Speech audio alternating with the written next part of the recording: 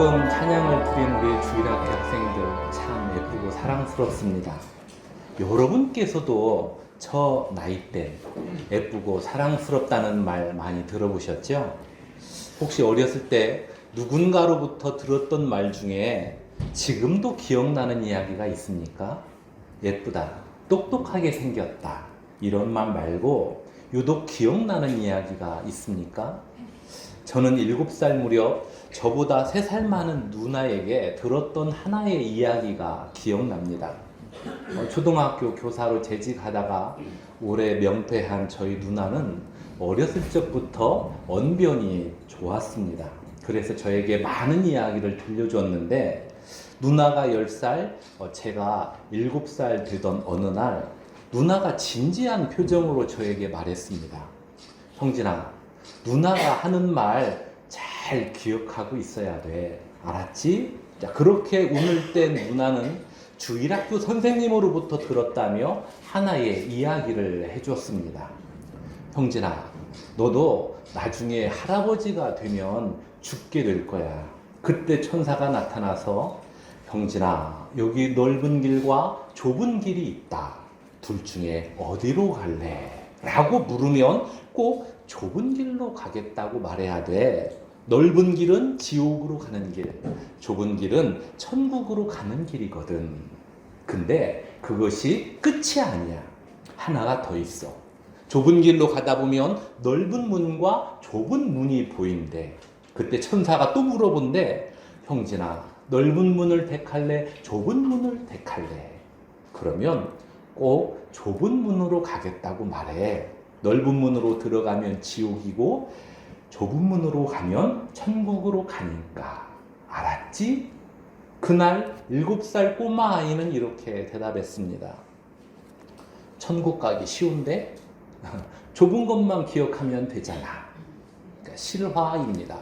10살 그리고 7살 남매가 47년 전에 나누었던 이야기입니다. 어른이 되어 그때 일을 회상해 보니 아이들다운 대화라는 점에서 저절로 미소가 나옵니다.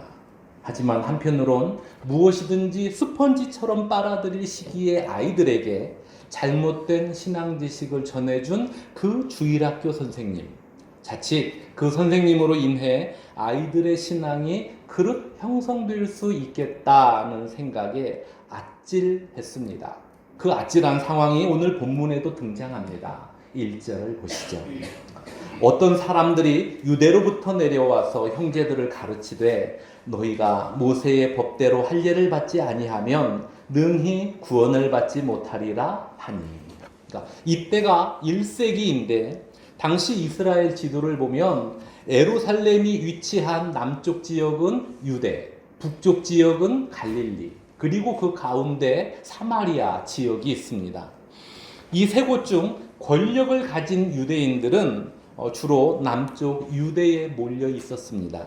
그곳에 예루살렘 성전이 있었으니까요. 바로 그곳으로부터 유대인들이, 즉 유대인들 중에서도 한가닥 하는 사람들이 안디옥 교회를 찾아왔습니다. 안디옥 교회가 어떤 곳입니까? 사도행전 11장을 잠시 찾아보겠습니다. 몇 장 앞으로 넘겨서 사도행전 11장 19절을 보시죠.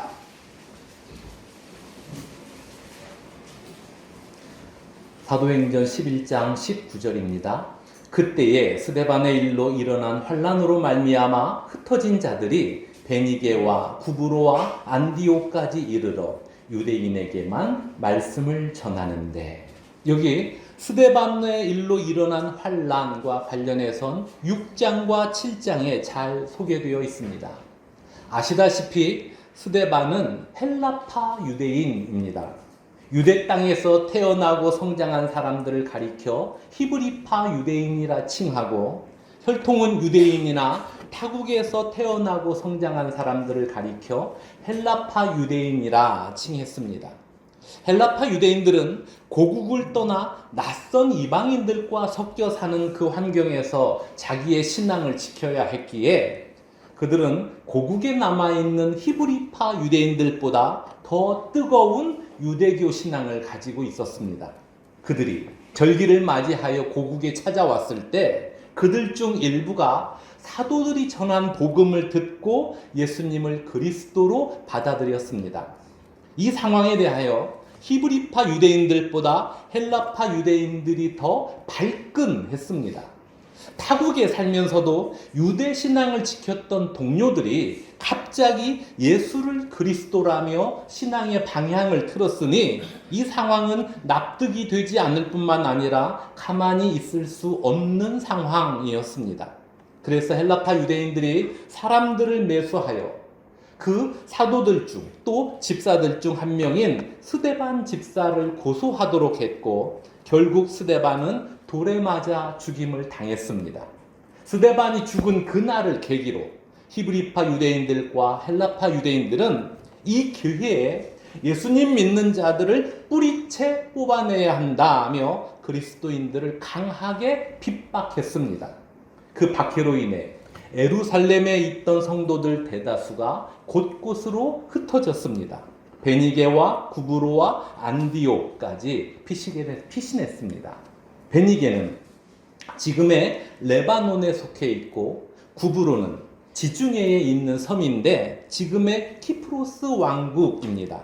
그리고 안디옥은 당시 수리아에 속해 있었습니다. 수리아는 지금의 시리아인데 현재는 이 안디옥이 튀르기예에 속해 있습니다. 즉 그리스도인들이 아주 먼 곳까지 또 사방으로 피신한 것입니다. 그 이유가 무엇입니까? 이유는 하나입니다. 예수님을 믿는다는 이 한 가지 이유 때문에 그 먼 곳까지 도망을 갔습니다. 그런데 그들이 피신해 간 그곳에서도 예수는 그리스도라며 복음을 전했습니다. 예수님을 믿는다는 이유로 박해를 받고 그 먼 곳까지 피신을 했지만 그래도 이곳에서 예수님을 전할 수 있으니 이 또한 은혜라 이 마음으로 복음을 전한 것입니다. 그 지역에 살고 있는 유대인들, 즉 헬라파 유대인들만을 대상으로 복음을 전했습니다. 그러니까 무엇을 알 수 있습니까? 죄에서 사함받고 하나님의 자녀가 되는 이 은총을 여전히 유대인들의 전유물로 여겼던 것입니다. 그 상황에서 예기치 못한 일이 발생했습니다. 11장 20절을 보시죠. 그 중에 구브로와 구레네 몇 사람이 안디옥에 이르러 헬라인에게도 말하여 주 예수를 전파하니. 그러니까 그 중에 몇 사람이 안디옥에서 누구에게 주 예수를 전파했습니까? 헬라인에게도 말하여. 여기 헬라인은 헬라파 유대인들이 아닌 이방인을 가리키는 용어입니다. 그러니까 유대 혈통을 가진 사람들은 이방인들도 하나님의 백성이 될 수 있다는 이 생각 자체를 아예 안 했는데 그중 몇 사람이 이방인들에게 주 예수를 전파한 것입니다. 그랬더니 예상치 못한 일이 발생했습니다. 21절을 보시죠. 주의 손이 그들과 함께 하심에 수많은 사람들이 믿고 주께 돌아오더라. 그러니까 수많은 안디옥 사람들이, 즉 수많은 이방인들이 예수님을 그리스도로 받아들였습니다. 안디옥에서 이례적인 상황이 발생했다는 이야기를 예루살렘에 있는 사도들이 듣고 바나바를 안디옥으로 파송합니다. 그러니까 현지 상황이 어떻게 된 것인지 살피도록 한 것입니다. 바나바가 도착해서 본 안디옥 성도들의 신앙은 예수님을 그리스도로 믿는 참 신앙이었습니다. 이에 바나바가 그곳에서 머물며 그들과 함께하니 안디옥 교회의 성도 수가 더 늘었습니다. 성도의 수가 더 늘어나자 바나바가 함께 사역할 동역자의 필요성을 느끼고 다소라는 지역으로 가서 그곳에 머물던 사울을 데리고 옵니다. 25절과 26절을 보시죠. 바나바가 사울을 찾으러 다소에 가서 만남에 안디옥에 데리고 와서 둘이 교회에 1년간 모여 있어 큰 무리를 가르쳤고 제자들이 안디옥에서 비로소 그리스도인이라 일컬음을 받게 되었더라. 그러니까 바나바와 사울이 예수님 닮은 모습으로 안디옥 교회 성도들과 1년 동안 함께 하면서 말씀을 잘 가르쳤더니 안디옥 교회의 성도들이 바나바와 사울의 영향을 받아 그들도 예수님 닮은 모습으로 성숙해져 갔다는 이야기입니다. 그 모습을 교회 밖의 사람들이 보고, 야, 저 사람들은 자신들이 전하는 그리스도와 닮았구먼. 이제 저 사람들을 그리스도인이라고 불러야겠네? 라고 했다는 이야기입니다. 그러니까 당시 안디옥 교회 성도들의 신앙과 삶이 어떠했을지 충분히 짐작 가는 내용입니다. 그 좋은 분위기가 이어지던 어느 날 성령 하나님께서 바울과 바나바에게 새로운 사명을 주셨습니다. 안디옥에 머무르지 말고 각 지역에 돌아다니면서 예수 그리스도의 복음을 전하라는 사명이었습니다. 그래서 바울과 바나바가 약 1년 동안 구브루 섬을 시작으로 튀르기에에 속한 5개 지역을 돌아다니며 복음을 전하고 교회를 세웠습니다. 그 사역이 순탄했습니까? 아닙니다. 각 지역에 살던 유대인들이 회방을 놓고 지역민들을 선동하여 핍박했습니다. 그 과정에서 바울은 돌에 맞아 죽을 뻔했습니다. 그럼에도 불구하고 바울과 바나바는 그 지역을 되돌아오면서 성도들에게 믿음을 굳건히 지키라며 격려해 주었습니다. 그리고 안디옥에 도착하여 그동안 하나님께서 함께 행하신 일들을 안디옥 성도들과 함께 나누었습니다. 특히 안디옥 지역과 마찬가지로 타 지역에서도 이방인들이 예수님을 믿게 된 그 상황을 나누며 하나님의 크신 은혜를 찬양했습니다. 그러던 어느 날 유대 지역에서 한가닥 하는 유대인들이 안디옥 교회를 찾아온 것입니다. 그들이 안디옥 교회를 방문한 목적이 무엇입니까? 교회 성도들을 격려하기 위해서입니까? 그렇지 않습니다. 그들이 안디옥 교회 성도들에게 너희가 모세의 법대로 할례를 받지 아니하면 능히 구원을 받지 못하리라는 내용을 가르쳤습니다. 이에 바울과 바나바가 화를 내며 그 사람들과 논쟁을 벌입니다. 오늘 본문 15장 2절을 보시죠. 바울 및 바나바와 그들 사이에 적지 아니한 다툼과 변론이 일어난지라. 그러니까 바울과 바나바가 화를 낸 이유가 무엇이겠습니까? 죄인이 구원을 얻게 되는 방법은 오직 예수님을 믿어야 한다는 이 복음의 핵심을 안디옥 성도들이 믿음으로 받아들였고 그 믿음 안에서 신앙생활을 잘하고 있는데 유대 지역에서 찾아온 사람들이 구원의 방법은 예수님에게 있지 않고 율법과 할례에 있다며 안디옥 성도들의 믿음을 심하게 흔들었기 때문입니다. 그래서 바울과 바나바가 화를 내며 그 사람들과 논쟁을 벌였습니다. 이 상황은 오늘 점심에 짜장면을 먹든 짬뽕을 먹든 배만 부르면 된다의 문제가 아니니까요.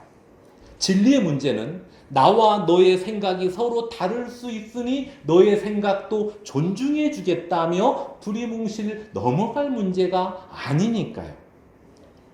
번거롭겠지만 로마서 3장을 찾아보겠습니다. 243쪽입니다. 뒤로 조금 넘겨주십시오. 로마서 3장 19절을 찾아보시면 되겠습니다. 243쪽입니다. 로마서 3장 19절입니다. 우리가 알거니와 무릇 율법이 말하는 바는 율법 아래에 있는 자들에게 말하는 것이니 이는 모든 입을 막고 온 세상으로 하나님의 심판 아래에 있게 하려 함이라. 여기 율법이 말하는 바는 율법 아래에 있는 자들에게 말하는 것이다. 이 표현은 율법을 지켜서 구원받겠다고 하는 이들에게 말한다는 의미입니다. 율법이 그들에게 어떤 말을 합니까? 이는 모든 입을 막고 온 세상으로 하나님의 심판 아래에 있게 하려 함이라. 그러니까 너의 행위로 구원받겠다고? 너 이틀 전에 거짓말했잖아. 조금 전에도 누굴 미워했잖아. 그러한 네가 행위로 구원을 받겠다니 너의 그 입을 닫으라. 너의 행위로는 하나님의 심판을 벗어나지 못한다. 그 누구도 자신의 행위로는 하나님의 심판을 벗어날 수 없다. 이것을 율법이 말한다는 것입니다. 그러면 하나님 왜 율법을 주신 것입니까? 너의 행위로는 구원받지 못함을 알게 하려고 준 거야. 율법 앞에서 네 자신을 바라봐라. 너가 죄인임을 알겠지? 그 내용이 20절입니다. 그러므로 율법의 행위로 그의 앞에 의롭다 하심을 얻을 육체가 없나니 율법으로는 죄를 깨달음이니라. 아니 하나님, 율법의 행위로 구원받지 못한다면 나는 정녕 구원받는 길이 없다는 이야기입니까? 이 질문에 대한 답변이 21절입니다.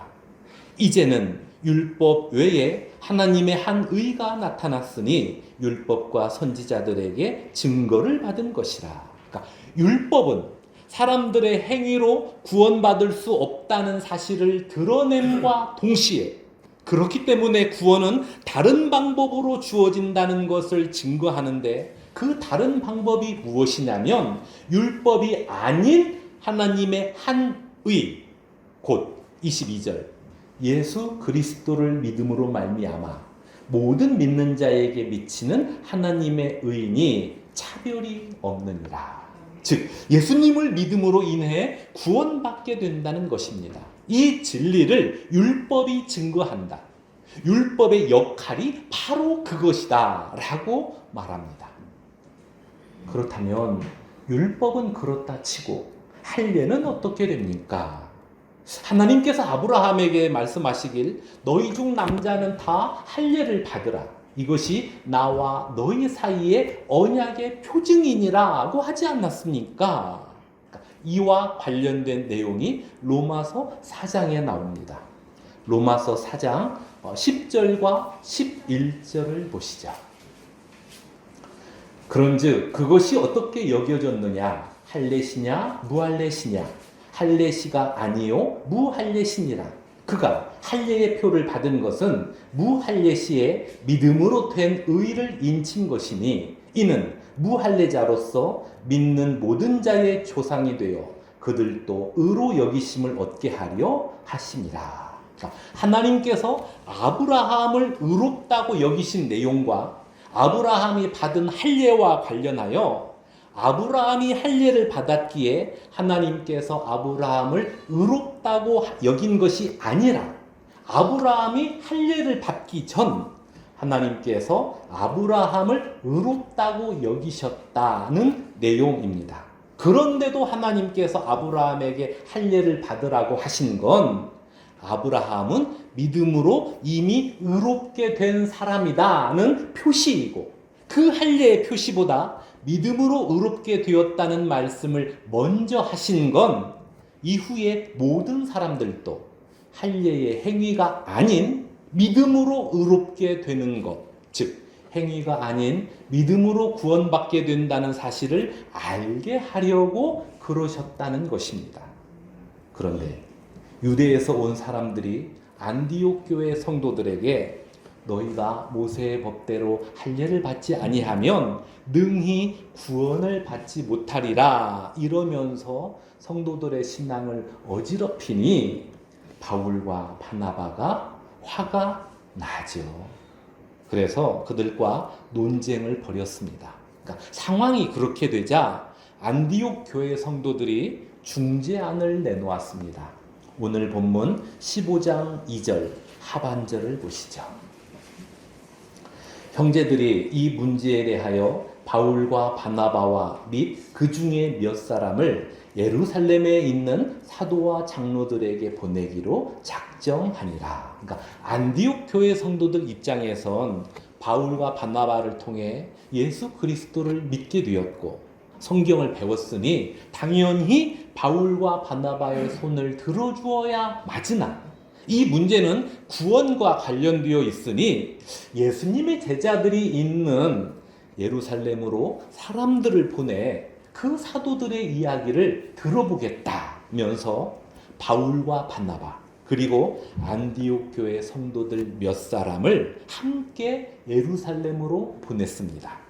이에 그 사람들이 안디옥에서 출발하여 예루살렘에 이르렀습니다. 4절과 5절을 보시죠. 예루살렘에 이르러 교회와 사도와 장로들에게 영접을 받고 하나님이 자기들과 함께 계셔 행하신 모든 일을 말하며 바리새파 중에 어떤 믿는 사람들이 일어나 말하되 이방인에게 할례를 행하고 모세의 율법을 지키라 명하는 것이 마땅하다 하니라. 그러니까 안디옥 교회에서 발생한 상황을 듣고 가장 먼저 누가 반응했습니까? 바리새파 중에 어떤 믿는 사람들, 그들이 반응했습니다. 우리 생각은 이방인에게 할례를 행하고 모세의 율법을 지키라 명하는 것이 마땅하다고 생각한다.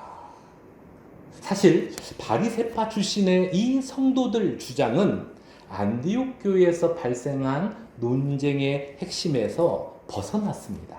그러니까 바울과 바나바는 안디옥 성도들에게 오직 예수님을 믿어야 구원받는다 했고, 유대에서 온 사람들은 너희가 모세의 법대로 할례를 받지 아니하면 능히 구원을 받지 못한다는 내용을 가르쳤습니다.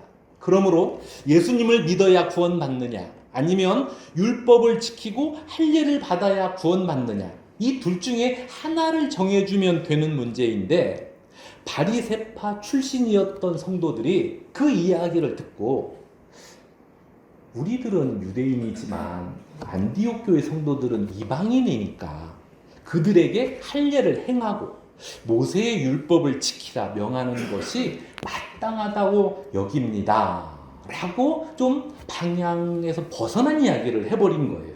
그러자 그곳에 모인 지도자들이 순간 헷갈렸습니다.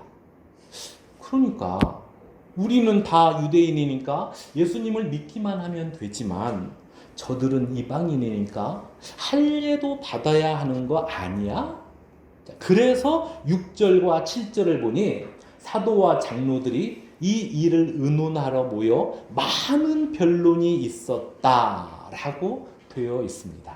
그러니까 이 논란의 종지부를 베드로가 찍었습니다. 우리 7절부터 11절까지 함께 읽겠습니다. 많은 변론이 있은 후에 베드로가 일어나 말하되 형제들아 너희도 알거니와 하나님이 이방인들로 내 입에서 복음의 말씀을 들어 믿게 하시려고 오래전부터 너희 가운데서 나를 택하시고 또 마음을 아시는 하나님이 우리에게와 같이 그들에게도 성령을 주어 증언하시고 믿음으로 그들의 마음을 깨끗이 하사 그들이나 우리나 차별하지 아니하셨느니라.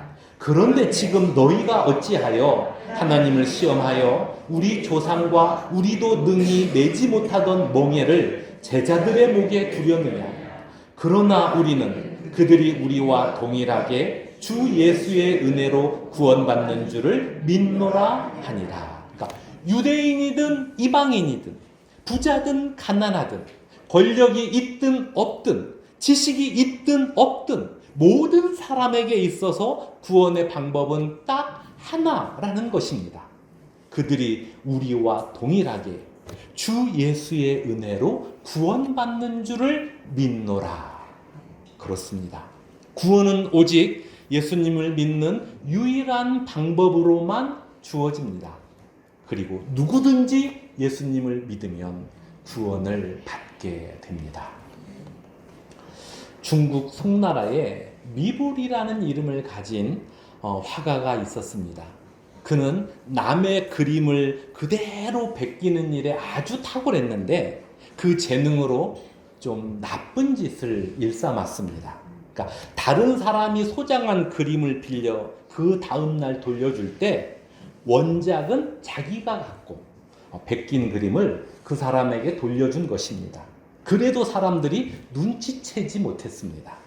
그렇게 바꿔치기 한 미술품이 천여점이었다라고 하니 그 방면에선 탕의 추종을 불허했던 사람이죠.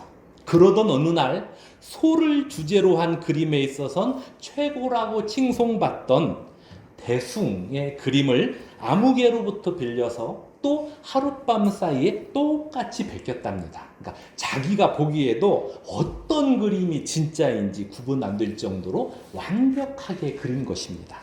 다음 날 늘 하던 대로 아무개에게 모사품을 돌려줬는데 반나절도 되지 않아서 그가 대문을 발로 뻥 걷어차며 소리를 지르더랍니다. 야, 이 사기꾼 놈아, 그림을 가지고 장난을 치냐? 어서 빨리 진품을 내놔라. 그러면서 가짜 그림을 확 내동댕이 치더랍니다. 그러니까 처음 당하는 일에 미불이 아무 말도 못한 채 진품을 내놓으면서 그 아무개에게 물어봤답니다. 아무리 봐도 이 그림과 저 그림의 차이가 보이지 않는데 선생은 어떻게 알았소? 그랬더니 아무개가 분을 좀 사귀면서 말하길, 대숭이 그린 소의 눈을 한번 봐라. 그 눈 속에 소를 끌고 가는 목동이 있지 않느냐. 그러니까 소의 눈동자 속에 비친 목동의 모습. 미불도 거기까진 못 봤던 것입니다. 이야, 탄식하며 그림을 자세히 바라보던 미불이 또다시 경악했습니다. 아니 세상에, 목동의 눈에도 소가 있네. 그러니까 화가 대숭은 남들이 못 보는 부분, 남들이 생각지 못하는 부분까지 다 그림으로 그려냈던 화가였습니다. 그래서 그가 최고라 불렸던 것이죠. 그런데 우리 하나님은 그 대숭보다 더 정교한 눈으로 사람의 일거수일투족을 다 바라보십니다. 심지어 사람의 마음과 생각까지도 다 아십니다. 그 하나님 앞에서 어느 누가 자신의 행실로 구원받겠다고 말할 수 있단 말입니까? 그 누구도 자신의 행실로는 구원받을 수 없습니다. 구원은 하나님께서 제시하신 유일한 방법인 예수 그리스도를 믿는 일, 이 하나의 방법밖에 없습니다. 그리고 예수님을 믿었다면 거기에 또 다른 조건들이 더 이상 추가되지 않습니다. 그 놀라운 사랑과 은혜를 베풀어 주신 예수님을 저와 여러분이 믿게 되었고 점점 더 알아가는 중이니 지금 우리가 해야 할 일은 예수님 안에서 항상 기뻐하고 범사에 감사하며 쉬지 않고 기도하면서 하나님 말씀에 순종하고 그 모습으로 복의 통로가 되어 또 다른 누군가를 주님 앞으로 인도하는 그 길을 걸어야 하지 않겠습니까? 그 길을 기쁨으로 걷겠다고 다짐하는 저와 여러분이 되기를 주님의 이름으로 축원합니다. 기도하겠습니다. 하나님 아버지, 죄 가운데 살아가던 저희들을 불러주사 예수님을 믿게 하시고 하나님의 자녀로 삼아주셔서 감사합니다. 우리가 하나님의 그 크고 놀라운 은혜를 받았으니 매주 함께 모여 하나님 앞에 온전한 예배를 드리겠습니다. 또한 일상을 살아갈 때 하나님 말씀에 순종하면서 하나님의 살아계심을 세상에 전하도록 힘쓰겠습니다. 우리를 붙들어 주옵소서. 예수님의 이름으로 기도드리옵나이다.